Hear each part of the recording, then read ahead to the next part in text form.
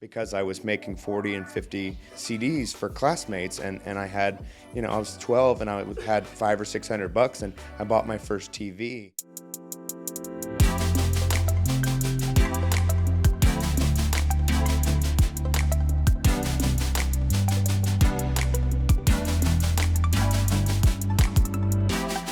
Welcome to the latest episode of IKAG, the Meticulous Image powered podcast. We are thrilled to have as our guest today, Jonathan Moon, an American filmmaker born in Vienna, Austria, and grew up primarily in Dallas, Texas.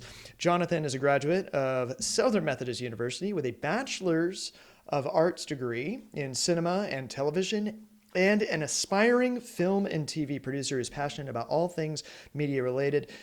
He is most useful in live video production and editing, but also enjoys shooting video, mixing audio, and occasionally taking still photographs. Jonathan is a lover of movies and an amateur film critic, a music enthusiast, and it sounds like a dating profile.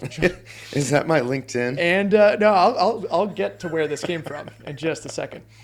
And an Apple product fan who loves singing karaoke. Throughout his career, Jonathan has had the privilege of learning from several great mentors and a wide variety of employment opportunities to develop his skills in media. Today, he is a full-time freelancer in media production, and we are excited to hear about his industry experience. No, that was written by ChatGPT. Oh my God. Yeah, that was written by ChatGPT.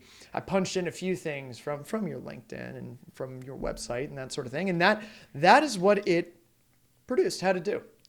It's pretty accurate. I mean, it sounds like it found a really old website that I have and my LinkedIn, and I probably wrote something close to that probably the day I graduated college, which was about 15 years ago. Well, there are things like in here, like aspiring film and TV, but you are no longer aspiring. Well, I aspire to do greater things, but yeah. Okay. Yeah, I have done some things at this point.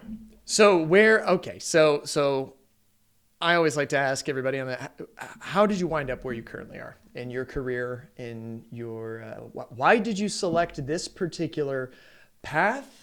We'll call it the media life. Let's hear it, man. I think I was probably playing with programming the VCR when I was about 5. I think I had a karaoke machine was one of my Christmas presents when I was in first grade. I think I had a microphone and a cassette recorder and all that kind of stuff. I mean, honestly, as early as 5 years old, I was just drawn to gadgets. My mom even said if she held me as a baby near a light switch that I would flick the light switch on and off. And so I think truly, if you can say God-given, that I just was born to do it. You just love it. Yeah. And so my parents are very religious, a little bit to my chagrin. But I grew up in church constantly. Mm-hmm. And I think if I had to be there, I found the techie stuff a cool way to pass the time. And so I had, I think as soon as I saw a analog carousel slide projector, that you would load the slides in and all you had was a wired remote to click back and next. And if it was like Amazing Grace, How Sweet the Sound, click, click, click, that saved a wretch like me. I looked at that machine and went, can I do that? And I was like 8 or 9. I mean, like 2nd or 3rd grade. And some guy was like, can you read? And I was like, yeah. And he's like, all right, here's the remote. And so I just, as young as I can remember, was drawn to everything technical. And I grew up in some really big churches with lots of resources. And so by 17, before I even had determined a college path, was already live switching for audiences of 5,000 and 10,000 people on HD switchers. And yeah, I had the passion, I had the interest, I had the time as a kid. I was at church 15 hours a week, probably from 9th through 12th grade, volunteering. And then I had some really, really smart people that were like, if this kid wants to learn for free, we're going to teach him. And so I had Grammy-winning audio engineers that taught me about compression and how to mix monitors and front of house. And I had I still have an Oscar-winning sound designer who's on my phone a friend if I need mixing that's better than I can do in Final Cut or Audition. And these were people that I just met at church. So, I mean, the luck, the passion, the interest, and the time kind of all, conspired into this is what I get to do. And so I knew instantly at 17 that I wanted to stay in Dallas, that I wanted to go to SMU, that I wanted to major in film and television, and that's exactly what I did. And I've kind of stayed in that lane. So here I am. I'm only 35, but I really have almost 20 years of professional experience because I started so young. That's incredible. That's amazing. And it's clearly something that was what a path to pick at that particular time, both in the history of the technology, and then at your age. Streaming here at Meticulous, we handle streaming periodically. It is something that this company has the ability to do. I wouldn't necessarily say it is our forte. A lot of the material that we make are, commercials. We make commercials and for, businesses of all different shapes and sizes and that sort of thing. But the reason we dabble in streaming and I guess live broadcast, I suppose, is because there is such a demand for it, which makes you incredibly special and your history, because at such a young age, you were indoctrinated into this form of media. And since that point, it has become such commonplace.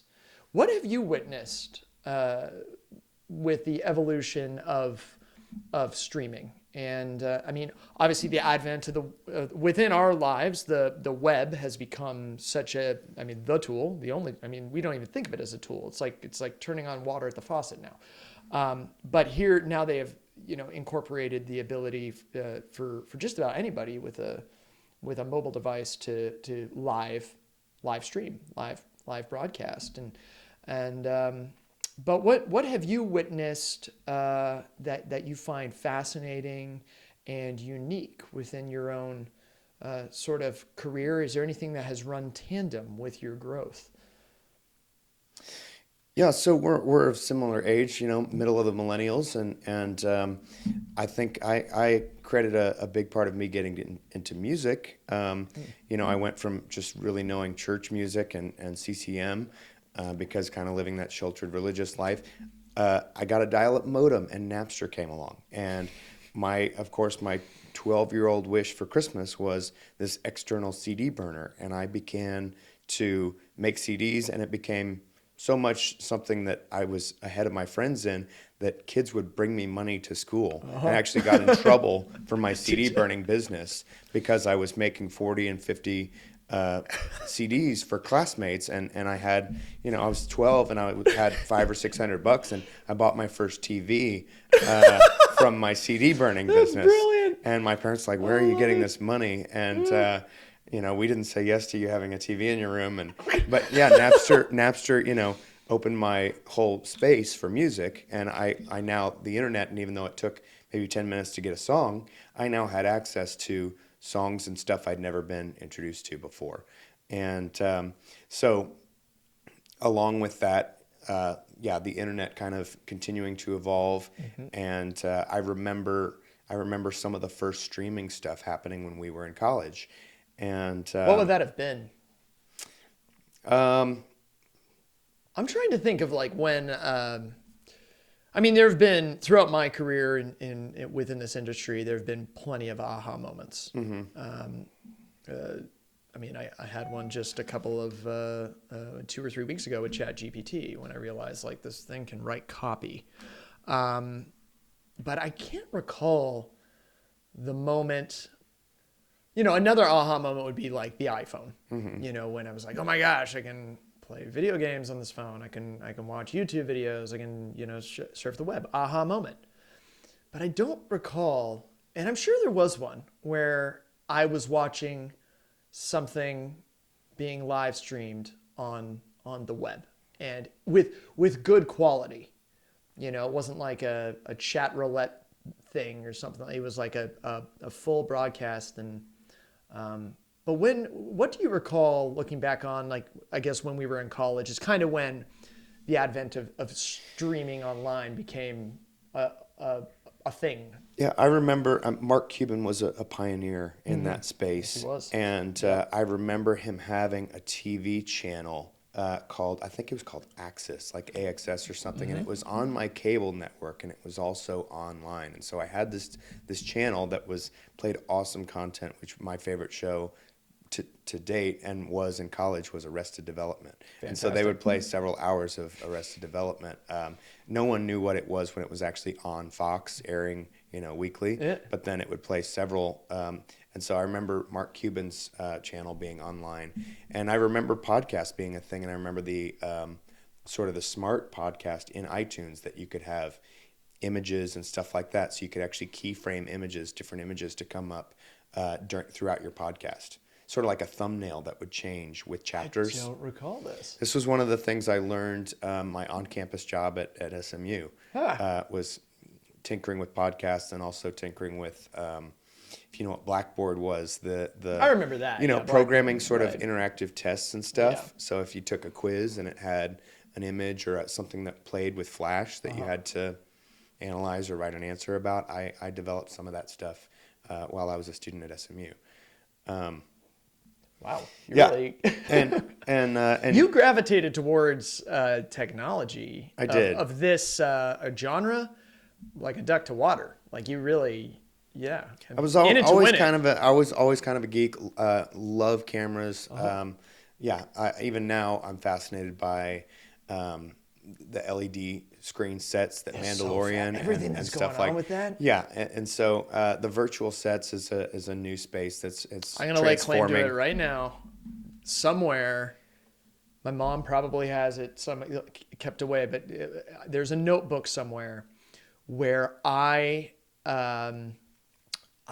drew out the schematics for using projection outside of a set, a window, a door, what have you, in order to illuminate the inside of a space, an interior space, accurately and hopefully accurately. The thing at the time is way back when I came up with this in high school or something. ISO levels on cameras were so, it was so minimal, and it wasn't until later where that sort of, we'll call it sort of like it's kind of like rear projection in a way, but it wasn't until ISO levels hit like 800 on cameras, and cameras became competent to where that became. But I came up with it first. I have some friends that have been doing that professionally for many years, also in the church. So creating these projection environments that, blending 10, 12 projectors together to create an environment. I have several friends that have been doing that professionally long before it was a well-known thing. And now, of course, I do corporate shows that not only are there these projector blends that span the largest convention centers in Vegas, but now they're doing it with LED walls. And I don't know if you've ever seen like the virtual Van Gogh shows I haven't that are been going to around. that exhibit yet. People are blending 30 That's and mapping, 40. right? Yeah, people are blending 30 and 40 projectors and creating these environmental spaces that super cool. Incredible. Yeah, it really is fun. And I've gotten to work with people that are just experts at that, and it's really exciting. It's amazing that projection technology is. I was at NAB a few years ago. It's been a while actually since I've been at NAB. There was a period where I went like every single year for like 8 years or something like that. But I remember seeing a Christie projector, and they had done projection mapping with they had stacked two Christies on top of each other, and had done, it was an incredibly ornate sort of column that they had brought into the exhibition area of NAB.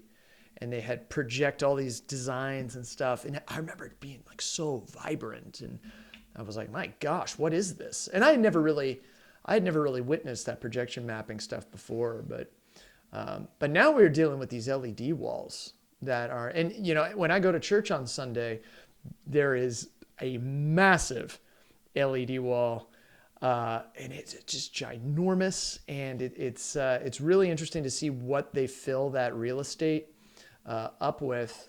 I'm hoping that I can get my paws on it, and I might have to talk to the pastor and see if he'll let me have the keys to the sanctuary so I can do a little bit of my own testing, because we don't have an LED wall here yet. Yeah, as they become more affordable, they can replace projection pretty much altogether. And if you watch anything like the MTV Awards, I saw a really cool, I don't remember what year it was, but you know, Shawn Mendes is playing guitar, and under the floor is LED mapped along with behind him, and you can even do some of the people on SNL have done complete 360 where the ceiling, floor, and sides are all this kind of cube of LED. So you can really create 360 degree environments. Yeah. And now, especially Mandalorian pushing that technology forward, the cameras are actually aware of what position they're in. So I've seen this with car commercials too. So as a camera moves, the LED wall instinctively moves the background, you know, just as if when you're looking through the windows of a car, as the car moves, the background changes in real time. Unreal Engine to do the real time graphics. I always thought for years I thought this. As soon as I got an iPhone, and the first iPhone had gyroscopes and accelerometers. And I always wondered, I was always like, well, this phone now has, you know, or some of them have LiDAR in them now too. It's taken so long for cameras to incorporate that technology. It's fascinating that there's been sort of these technological leapfrog moments between devices, like, you know, a phone and you know, at one point,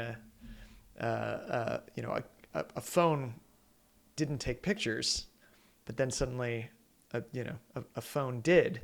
And then after that, a phone could, you know, use LiDAR to capture a space in 3D, and a camera couldn't. But now the camera, I'm assuming the camera will eventually incorporate everything that the phone has. And yeah, and Apple and the iPhone certainly have the research and the R&D to push that envelope. You have a little bit forward. Of experience in working with Apple, right? I did. I was essentially I was a Apple campus rep for SMU, which is basically the geeky male version of a Red Bull girl. You know, I had iTunes gift cards to give out, and I did little promos, and I went to the. Did you get free stuff? Yeah, I did. Like the. I got a MacBook was one of the gifts that I got. That's a perk. Yeah, and I kept that computer for years until I got a MacBook Pro for editing. That's great. But yeah, and so I had like 3 MacBooks in college. One was a loaner from SMU, one was my personal one, and one was my Apple one. Do you ever have the trash can? No, I never did. I work on them all the time, but I've never actually bought one. Are they still used? They are. They're about 10 years old at this point. And really, just this last week, I worked on the Mac Studios. These are like the thick. Yeah, the Mac Mini on steroids. It's like a beefy Mac Mini. And it's the first generation of them, so they're super powerful. They've got some quirks to work out that hopefully by M2 they'll have that, and software still hasn't caught up with them a little bit. But I've worked on every generation of Mac since the PowerBooks and the G4s and all that kind of stuff. I learned Final Cut. Probably in 2002 I was playing with Final Cut. So I probably used Final Cut for 20 years. It's about when I started tinkering. Yeah. But very much tinkering. I would ask my teachers if I could do a video project instead of a paper. Of course. And usually they were like so tired of reading papers that they're like, sure, let's see what you can put together. See what Jonathan So I was doing video projects in school. That's great. Yeah, I pulled that same maneuver quite a bit. So these days, what sort of hardware are are you utilizing? I mean, what are the norms in streaming? Does it even matter? Does it, in our life, there was so, I just yesterday we had a client in the office, and we went into that stereotypical, maybe trite conversation about Mac versus PC. But I don't know. Does it matter for you, or how? Yeah, so it can be as simple as I've got a little device called a Blackmagic Ultra Studio Recorder, and it is $125 on Adorama, and it has an HDMI in and an SDI in and a Thunderbolt out. And so with a device like that, whatever you plug into, whether it's a computer, whether it's a switcher, you can have that plus a free download of a software called OBS, Open Broadcasting Software. Oh yes, okay. And Yeah. so for $125, you can stream a free YouTube channel. It's free to stream to Facebook. You get this little device. You can take any camera, any switcher into your computer, and you can stream for free. So it's not that difficult. An amateur can really get into it and do it pretty well, because if you have something a little nice, you can have a Blackmagic ATEM switcher that can have 8, 10, 12 inputs, and you can have a multicam switcher. I think the Blackmagic ATEM probably rents for a couple $100 a day. So you can do a multicam switcher really, really cheaply and at a pretty decent production value.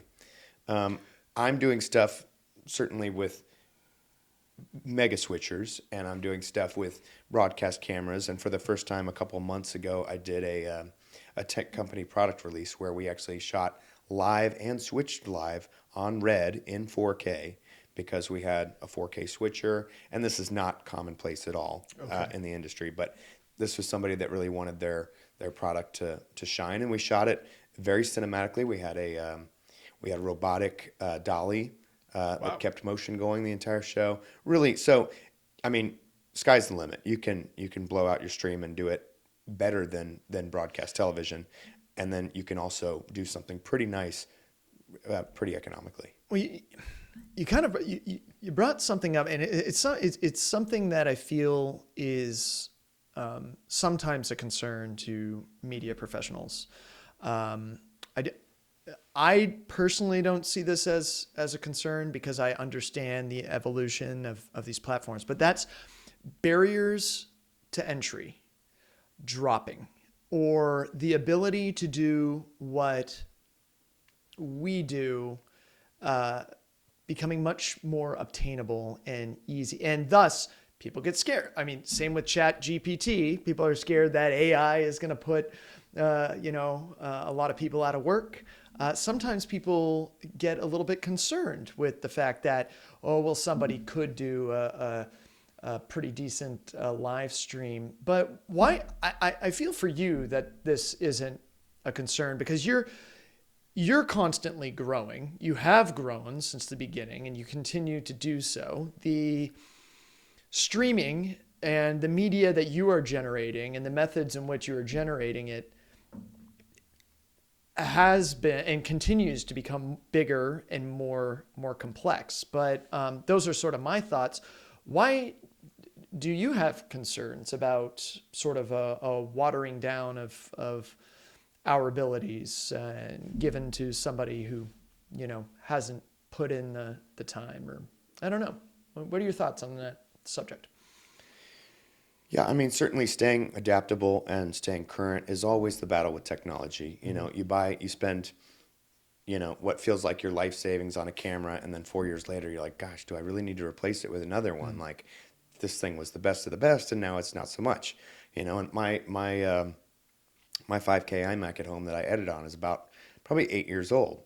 Still does a great job, but now I'm looking at these Mac Studios like, okay, do I need to be able to edit multiple streams of 8K anytime soon? Well, maybe not. Probably not. It takes a really long time to get there. But staying adaptable and current with technology is always the thing. And if you only do one thing, I guess that's kind of scary. So I don't think the iPhone has put a lot of photographers out of business, if you're good at what you do. But certainly a regular mom can take a beautiful portrait mode picture of their kid with a sunflower and have immaculate detail, depth of field, all these things that would never have been possible with a little Kodak point and shoot, when we were kids. So it's cool to see that be available, but knowing how to utilize the media to its best capacity and growing with that technology and being able to do multiple things will always keep you relevant, I think. That, I think you just hit the nail on the head there. I don't, I do not see these updates in technology and these updates put in the hands of somebody who hasn't been a lifetime professional. I don't see it as a threat. I mean, why can I not utilize those same tools and perhaps take those tools to places where somebody who, hasn't spent decades within my industry probably won't take them.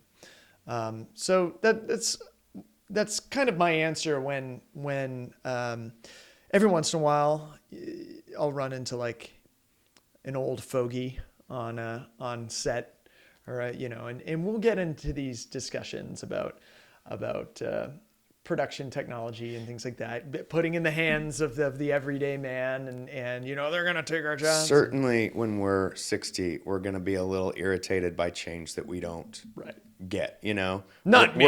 Not me. Not me. No, we're gonna complain. We're gonna complain about stuff that is that we didn't grow up with, that makes us super uncomfortable because it doesn't come naturally to us, and if we don't want to take the time to embrace it. It's actually a huge fear of mine. I'm sure. Yeah. I mean, yeah, it is. So certainly I'm jealous of the kids now that have like coding in school and can develop a 10-year-old that can develop a rudimentary app is above me in certain ways. You know what I mean?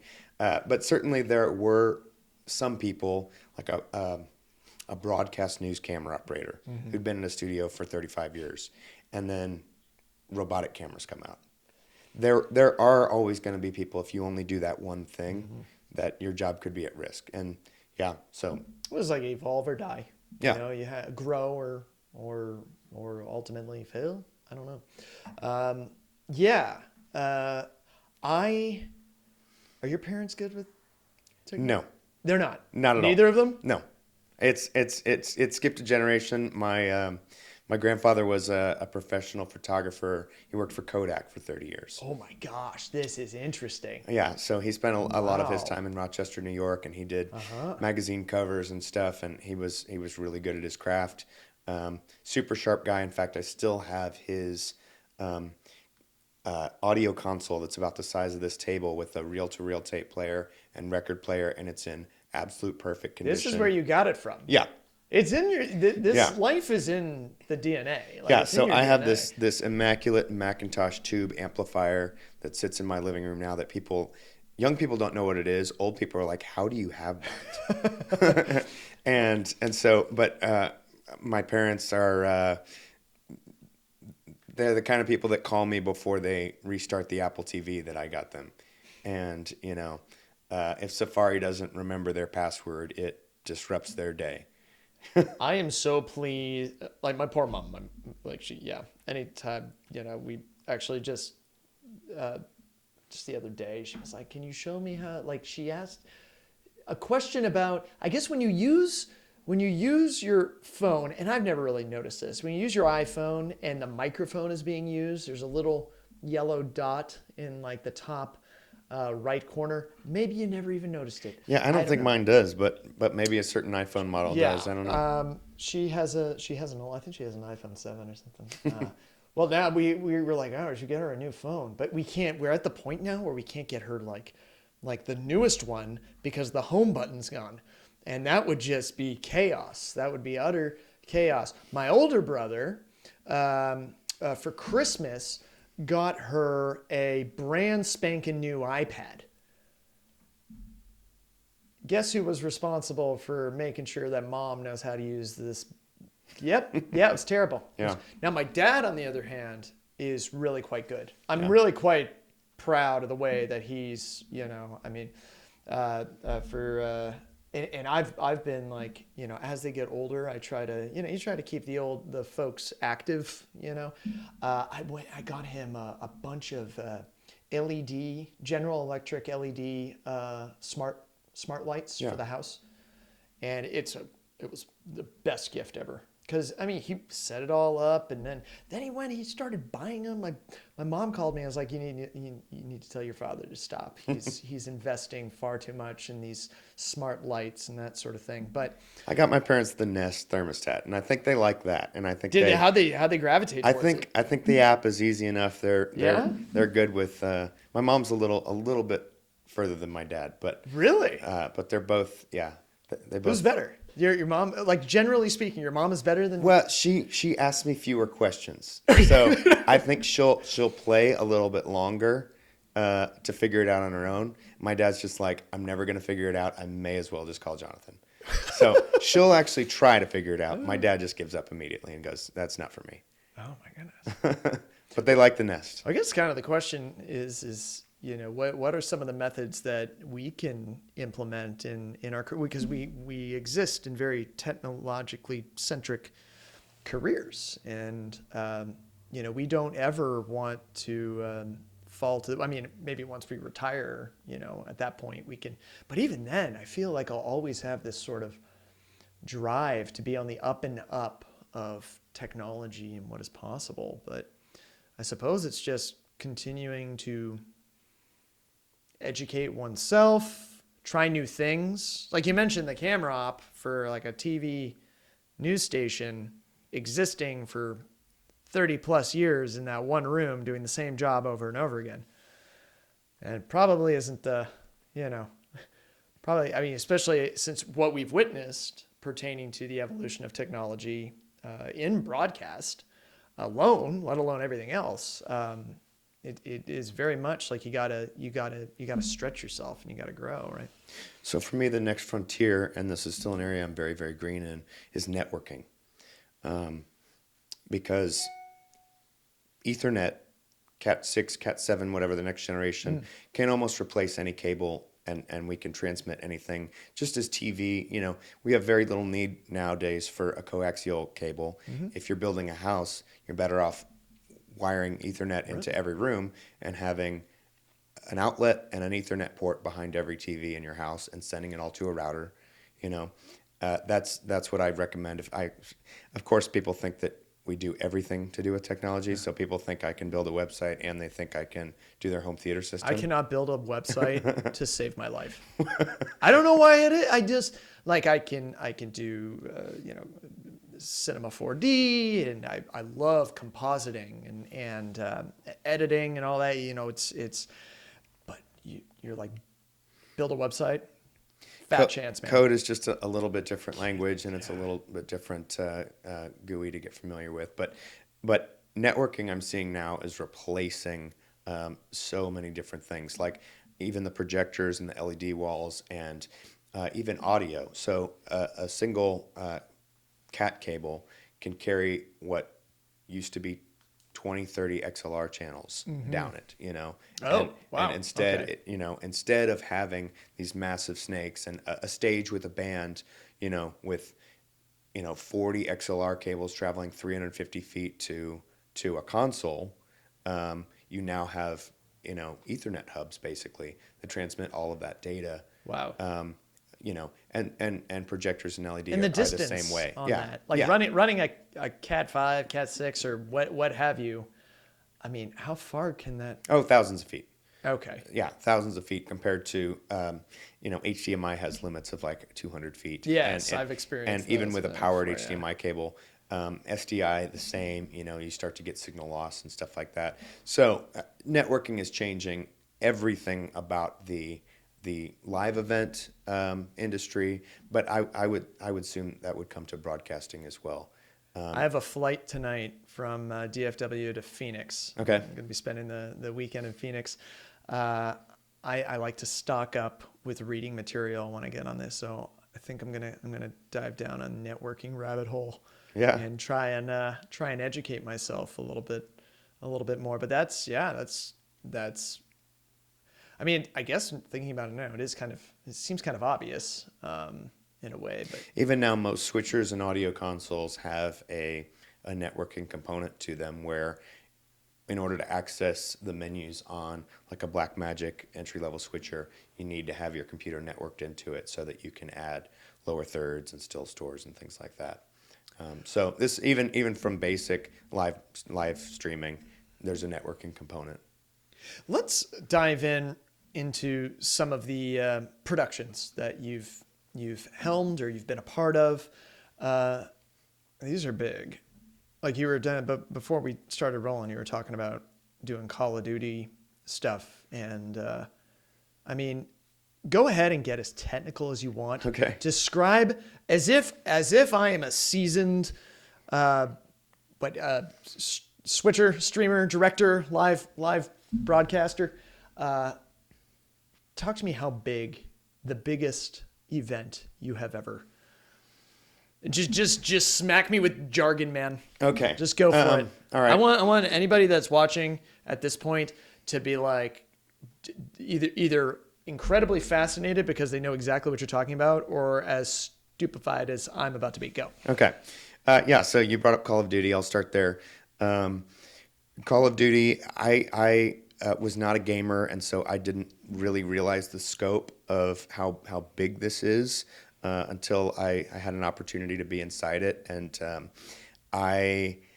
there's this incredible culture that spans almost like, Americans are a bit confused and we joke about how soccer, is way bigger than our NFL. It was also kind of perplexing to me to see how big the culture behind gaming is, and especially Call of Duty is one of the biggest in the world. And so my biggest stream that I've ever been a part of had probably 6 million views on YouTube, which rivals network TV. Yeah.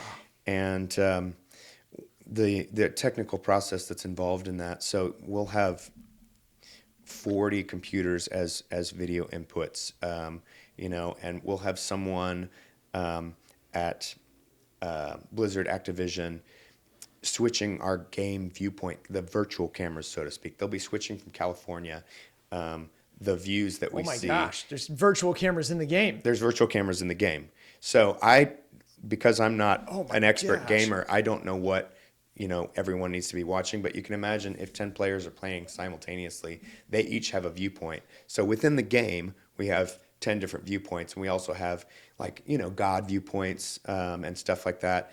So there's so you have each player, perhaps depending on, with Call of Duty, is a first-person camera, and then you have other viewpoints that are probably, we'll compare it to maybe more traditional camera angles of or surveillance-esque, or as you said, yeah. So like wide shot, the God viewpoint. You have a wide shot of what's going on, then an observer. So we have all these observer computers that can switch their point of views too. So the entire time that the game is going on, the angle is switching for everybody to watch. But then you have in real life, real camera. Then in real life, we have 10 players sitting at computers on the stage. 10 cameras. And we have a point of view camera on each of their faces. So if somebody makes a great kill, I get to show a reaction shot of that actual player's face. And sometimes that actual player's face is down in the corner or in a lower third or something. While the game's going on, we show that player while they're actually making the play. We have instant replay. We have cameras in the room. We have an audience of a few thousand people that are watching in the room with IMAG at the same time. So on this giant Grass Valley switcher, we could be switching for a live audience, a stream audience, and then we've got somebody else switching for the game point of views. We've got broadcast mixers. We've got a broadcast analyst desk, just like sportscasters would be. So in breaks and commercials and stuff, we go to the desk, and you have commentators commenting live, interviewing players, just like you would in a football game. How is this not like a stimuli overload?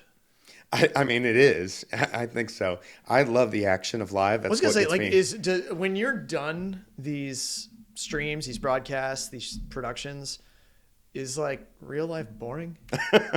A little bit, yeah. I mean, when you operate, and same is true in sports. Sports moves so fast. If you've ever been on comm or heard the comm chatter of like a national ESPN broadcaster or something, it's so fast. I mean, every couple of seconds is counting down to something new. And so switching that, calling that, being really any part of that, graphics or audio, is incredibly exciting. And so Do you get nervous?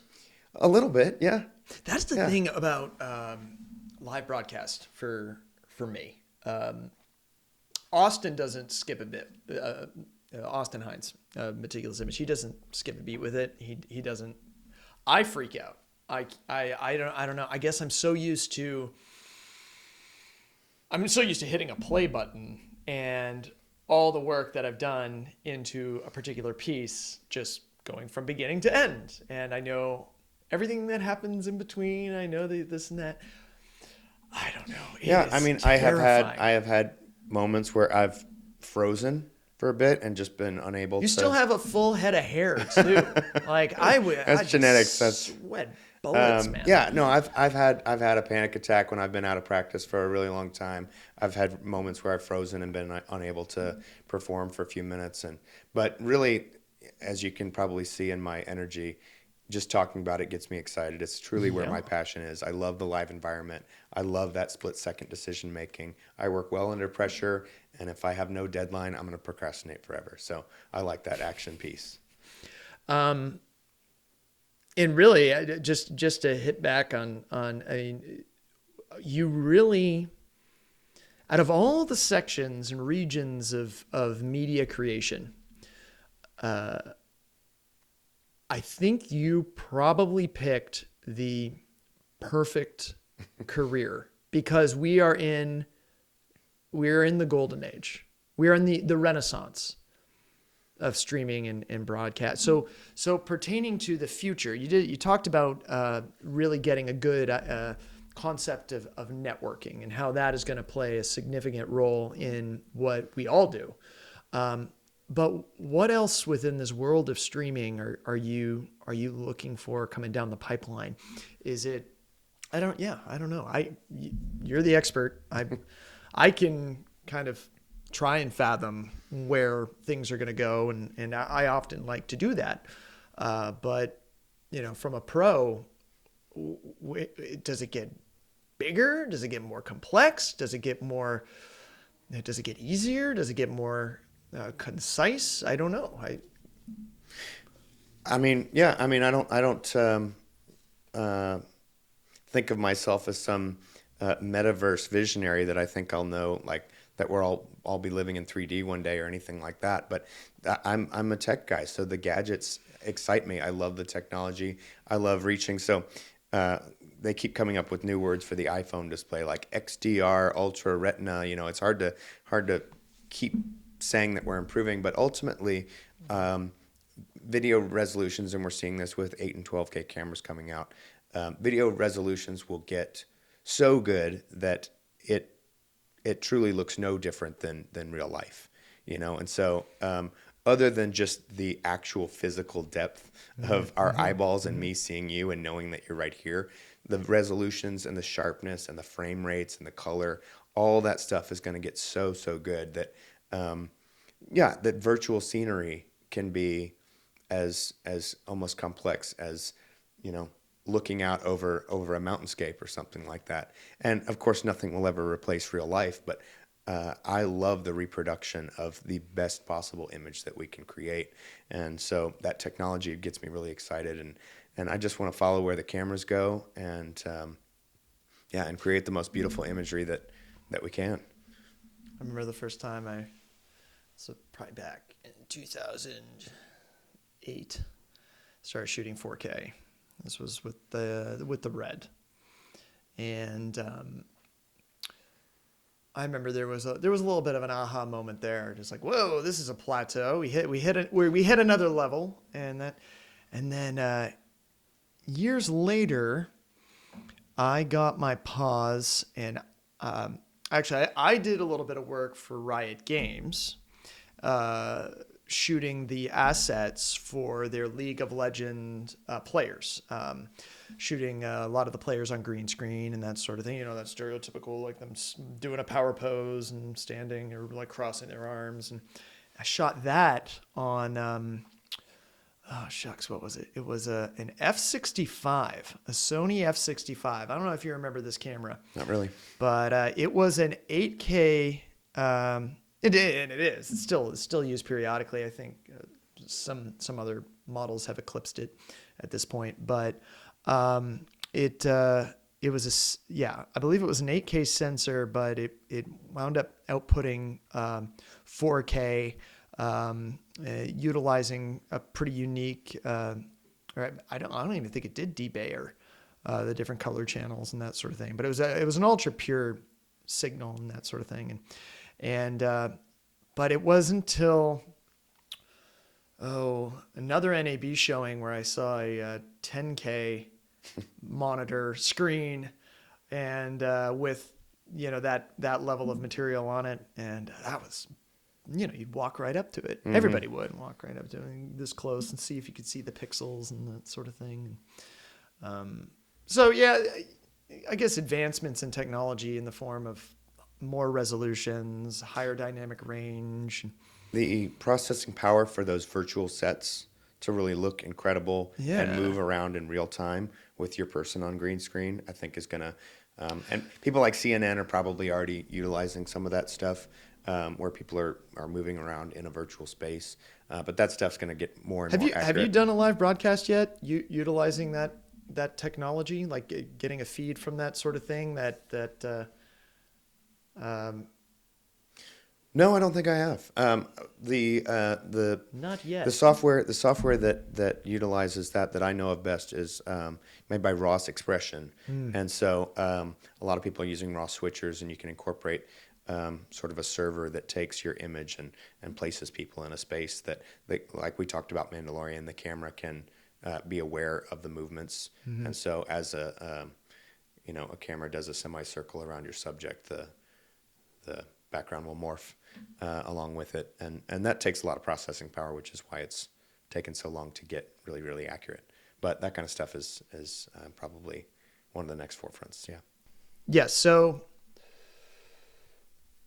the future, we talk about higher resolutions and evolution in technology, but ultimately this all relates to audience expectations.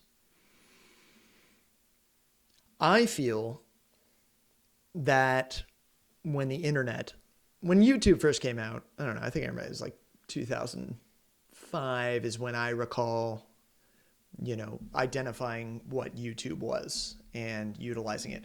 And at that point, our expectations for content was like a panda bear getting kicked in the balls. Or something stupid like that, or cat videos. I mean, cat videos still reign supreme. People love cat videos. But over time, as we became more acquainted and familiar with that form of media ingesting and analyzing, I think I observed a demand for an increase in quality. I'm assuming that with streaming, it is very much the same thing. And eventually, I don't know. What are your thoughts on expectations? So just like we talked about, really, if you stay relevant with technology, I think it's a great thing that amateurs can make really, really goofy content, at high quality. Mm-hmm. But the essence of what we do isn't that we just have a slightly better camera, or even if we don't have as good of a camera. The essence of what we do is about the quality of what we do and the content we produce. Mm-hmm. And in some ways, 2020 and the pandemic, and I hate talking about the pandemic, but it affected history in a big way. And we got used to, we saw The Tonight Show from Jimmy Fallon's living room and Jimmy Kimmel from people's homes. And we saw, I watched the Dallas weatherman in his backyard on his back patio. And I did a gig where, I had Michael J. Fox and Magic Johnson zoom in to a conversation that we were having that was being streamed, and the ridiculousness of telling people like that, hey, put your laptop up on a stand so it's eye level and not so it's not looking up at your chin, and angle your screen down so that it's framing your face and not cutting off your forehead, and see if you can get in a room with natural light but not have windows behind you. So a lot of our expectations were lowered by what we had to do in the past couple years. But I think that as much as any is an opportunity to stand out for your business or brand, to create something that's even better, that's even more cinematic, that looks better than what people are seeing on broadcast TV. And so I think while the pandemic normalized these things, I think making your online broadcast look even better than that is just an opportunity for your brand to stand out. I'm an editor too, and I spend weeks doing stuff that may possibly go unnoticed, but I've edited conferences that are supposed to stream continuously for 5 to 6 hours a day. And something that people may take for granted is I have normalized the audio of 20 different speakers so that you don't have to turn your computer volume up and down all throughout the day. You know what I mean? Yeah. I mean, don't people hate it when a commercial, you're watching TV Yes. at 2 a.m. or something, and a commercial blasts out and you have to oh crap, I don't want to wake my family. Or even just in an office or a quiet environment or something. A lot of people might take that for granted, but I spend a ton of time editing so that normalizing the color and normalizing the audio so that people don't have to constantly push that volume knob all day. And those are little things that I think take the professional quality to a level that makes a video experience much more valuable. Would you say that these are the meticulous I would say that. details? I would say they are meticulous. That's stuff that we do that why take did I our. name the company that? It's perfect. It's perfect. Yeah, that's you just made some really okay. Well, on that note, being the owner of one of the owners of a video production company, anytime we have a Zoom call, we have to bust out the lighting, the pro lighting. Austin has a full-on, I don't know what sort of microphone. It's like this beautiful microphone that he utilizes. It goes into a soundboard and that sort of thing. I have LED lighting that, with 250 diffusion on it to make sure that things are, and then if I have colored lighting behind me, and just because we realized that, in that time where we were conducting, and we continue to conduct so much business on Zoom and through these video chats, we're like, man, we're a video production company. If it doesn't look good, they're not gonna want to use us, so that sort of thing. But the expectation throughout the pandemic of material is. Oh, a lot of people don't mind. So I lived out in Los Angeles for a number of years prior to the pandemic, and really during the middle of the pandemic is when I came back to Texas, and I had a lot of friends that worked in like for Conan and traditional sort of television, and one day they were kind of like without the jobs and because there was there wasn't a need for the time, and they couldn't fill the studios, and then they started conducting a lot of like the Tonight Show and things like that out of people's houses, and I remember having a conversation with a friend of mine that worked for Conan, and they were like, yeah, well, when we're back in the studio full-fledged, and I was like, did you think that maybe, just possibly, that it might not come back in the same form that it was? Oh my goodness, were they? No, it's impossible. There's always a need for it. It's like, oh, it's fine. It's fine. Now, I don't know. Conan doesn't even do his show anymore. So he kind of retired it and now just does podcasts. I think he's on radio now. Yeah, it is Conan O'Brien Needs a Friend, which is a fantastic show. I love listening to that. So I guess my buddy is. I gotta call him up, see how he is, make sure he see what sort of job he picked up. But I felt the pinch too because I work in most of my environments have a large audience, and so when that wasn't possible for the better part of a year and a half, I felt that pinch really hard too. And Yeah. that's just where the But- adaptability comes in. And Someone still needs to be receiving feeds, So- and someone still needs to be distributing them. so the crews are smaller, which means Uh-huh. you need to be able to do more, you know, and you need to be at your best because This sucks for the cameraman who's been in the local news Yeah. station for 35 years. Yeah. Like, this is an example of the modern and this speaks to even the bigger, broader question about millennials not staying in jobs for as long, people, pensions going away, that even everything about the economy and the job model is not the same as it was with our parents. And so staying adaptable, being more of a Swiss Army knife where you can kind of do one of many things instead of just being, hunkered down into one sort of position, being able to do multiple things, knowing multiple technologies, being comfortable just picking up a new device and getting familiar with it, all of that stuff. That's the only way I think we will stay relevant for the long haul, because technology does change so fast. And if we stick to one thing, that one thing will have its season and then it'll pass. a big focus of this podcast is, it's called IKAG, which stands for I Know a Guy or I Know a Gal, depending on who we have on the show. It's an opportunity to have a discussion with somebody and get to know them. And we sort of, as of this moment where the podcast is at, we're focusing on the DFW area, Dallas, Fort Worth. Who have you come across in your line of work that is just a phenomenal crew member, a phenomenal fellow director or producer? This is the opportunity. This is the part of the show where you get to sort of love on somebody that has really sort of helped you, fostered you, a real gem of a human or humans. I don't know, but let's hear it. Shout out. Get some shout outs. Should I wait a minute? No. Okay.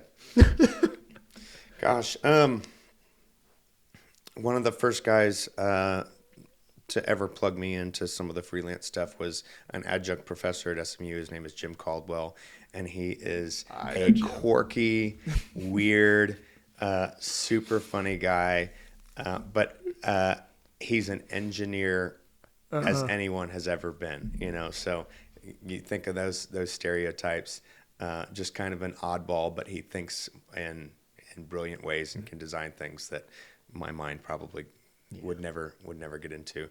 And he's an older guy, and so he's got the history from, when my stereo that I have in my living room was playing the news of JF Kennedy's assassination or something. He's got the history of technology in his mind from then until now, which is just remarkable.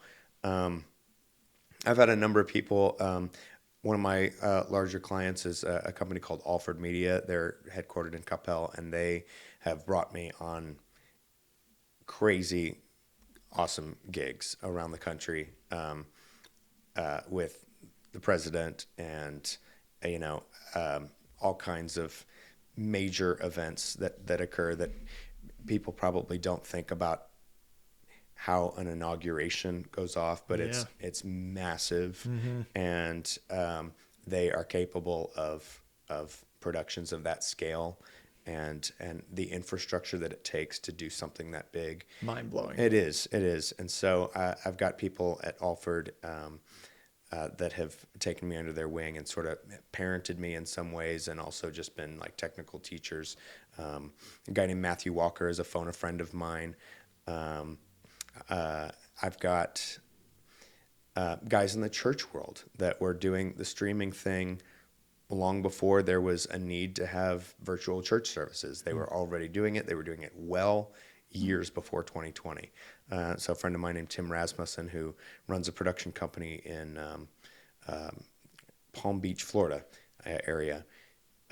He's somebody Nice part of the world. Yeah, he's only been there about a year. I got to go visit him at some point. Yeah. But, so I've had incredible people. One of the first guys He's also in the church world, but one of his credits for mixing audio was Prince. So he has gold records hanging in his house. He was one of the first guys to help me play with an audio console when I was 14 or 15 years old. An audio engineer that is here in DFW who has, I told you, I had an Oscar winner in my phone book. He did sound design on, I can't remember what year it is, but it was Best Animated Short. It won Best Animated Short at the Oscars, and he did sound design for it. He does everything from McDonald's to Ford commercials, national and international campaigns, and so he's just incredible at what he does in sound design. And he's here in DFW. Scotty Richardson. So. Yeah, you know a lot of guys and you know a lot of girls that are handful of people that I'm very lucky to know. Fantastic, amazing. Out of all the positions that you have, I'm assuming there are multiple roles that you can accommodate. Which one do you love and which one do you excel at, and why? I've spent the most time in the chair at the switcher, so. Switching, working with switchers, big consoles, everything. So is that like that? Is that being like what is that position called? Director? Sometimes it's called TD. TD. Yeah, technical director. Technical director. Okay. Is what it's most often called. If you're also calling the show, speaking the commands to camera operators, you're the director and the TD. Okay. So sometimes you're doing both. Sometimes you're just button pushing. But I've spent the most time in that seat. Also, live playback for these big. Ultra wide LED screens and special resolutions and that sort of thing. These big environments that aren't just a 16:9. They could be 8,000 pixels wide and 1,000 pixels tall, and they could wrap a room and stuff like that. Virtual projection. So video playback for that. There's a software called Malumin, which I'm just starting to use. There's a console called the Barco E2, which is becoming, it probably is the most important screen switch device that's doing these environmental things with LED walls and stuff. So I've just started learning that, and those are some of the positions I'm really excited about.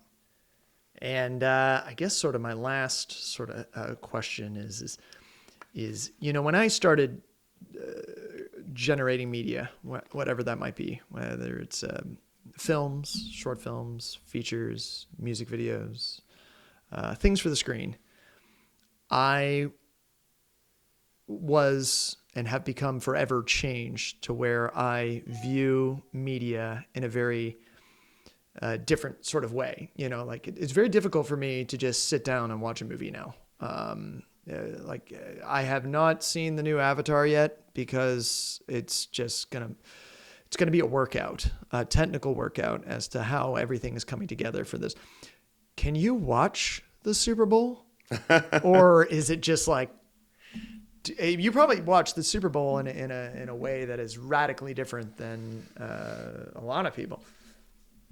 I love, and I've never actually had cable, so I have the challenge of sometimes finding those things, but I have YouTube TV now. But I love live broadcasts. I put the Grammys and the Oscars and the Golden Globes and the Super Bowl, I put all of that stuff in my calendar, and I'm pissed if I don't get to watch it live because I love seeing what some of the best people in the country do with that space. And one of my favorite moments, which was incredibly inspiring to me a few years ago, was at the Emmys. The TD won an Emmy for directing the Oscars, and he accepted the award at the switcher. So the camera goes into the control room. He's at the switcher, and they hand him, he gets an Emmy, and he's like, thanks, I'm going to go back to directing the show now. I thought that was about the coolest person I'd ever seen in my entire life. It's like, this guy is at such a level that he's doing all the biggest broadcasts in the country, and including he's his getting own. Right, and he's getting recognized while he's even working. I thought if that could be me one day, I would just be on cloud nine. But yeah, maybe so. Maybe I'll keep working toward it. So I do watch all that stuff very critically. I I can tell if someone messes up usually in those situations.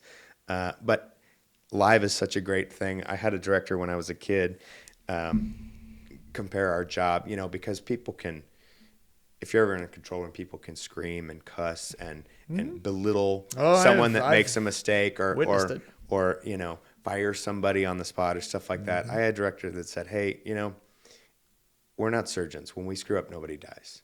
So that kind of gives me a calm that mistakes do happen. And live is a real life thing, Nobody knows that Will Smith is going to run up and slap somebody, And so you have to kind of make those quick decisions where you're like, damn, this thing just happened and we got to figure it out right here in the moment how to cover this.